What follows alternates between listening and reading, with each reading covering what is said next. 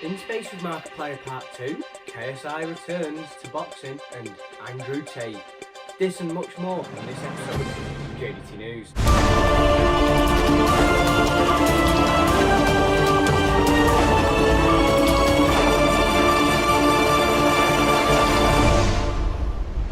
First, we're going to start off with everybody's favourite segment that we like to call J.D.T News, J.D.T News.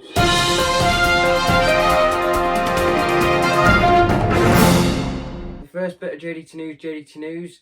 Yesterday, I released a parody, How to be Morgz. It was my channel's birthday, so I thought, what better to do on my channel's birthday than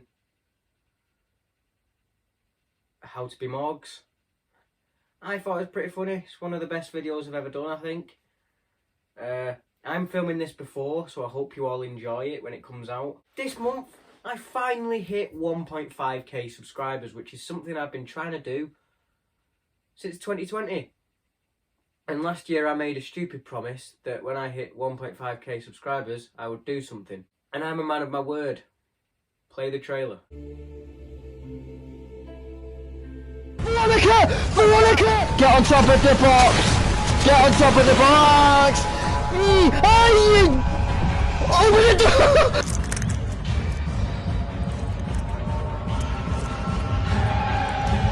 Oh my god, no!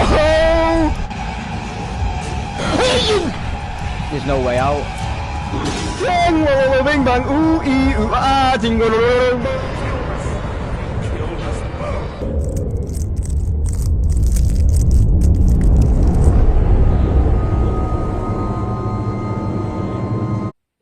I wonder when that's going to happen. Amnesia hard mode. I'm dreading it. And that is it for J.D.T News, J.D.T News. Now we're on to the actual YouTube news. In Space with Markiplier Part 2 came out. Elite. It is elite. In Space with Markiplier Part 1 was amazing. Part 2 was equally amazing. It's one of the best YouTube videos out there. Go and watch it if you haven't already. It's so good. I can't praise In Space with Markiplier enough. Just like I couldn't praise Heist enough. But this has overstepped the mark. Thank you, Markiplier. This project was amazing. Be Funny Now was released, which is Jacksfilms' mobile game, where it's pretty much Yai, but live in a video game format. I've not played it yet. I might do. But from the looks of things, it does look really good. So I suggest go and play it. KSI announced his return to boxing. Who's he fighting? We don't know. When's he fighting? August 27th. I hope he's as good as he says he is, because I don't want him to be embarrassed in front of that big stage like Deji was. He did well in his last 3 fights. I just hope he can do it again. But with all the touring, music, sidemen, YouTube, it's going to be a lot. It's going to be a lot. So I just hope he can manage it. But yeah, whoever he's fighting probably get knocked out. I hope it isn't Jake Paul, because Jake Paul realistically would end him. Which is why I don't think it's going to be Jake Paul. I think it's going to be Alex Wasabi. I think it will be Alex Wasabi. That's my prediction. When it's announced, I will come back to J.D.T News and tell you if I was right. I was probably wrong, but oh well. On the topic of boxing, Clash of Creators, or Creator Clash, whatever it was, happened. iDubbbz fighting, loads of other YouTubers fighting. I didn't watch the event live. I watched the re-uploaded live event that iDubbbz did, and it was a good event compared to the last YouTube boxing event. That didn't go very well, did it? iDubbbz sadly lost, but fair play to Dr. Mike. And all the fights were good. The first fight ended in like 30 seconds because of a knockout. Mental. Just shows YouTube boxing is proper. And on the theme of boxing, again, TikTok boxing is a thing.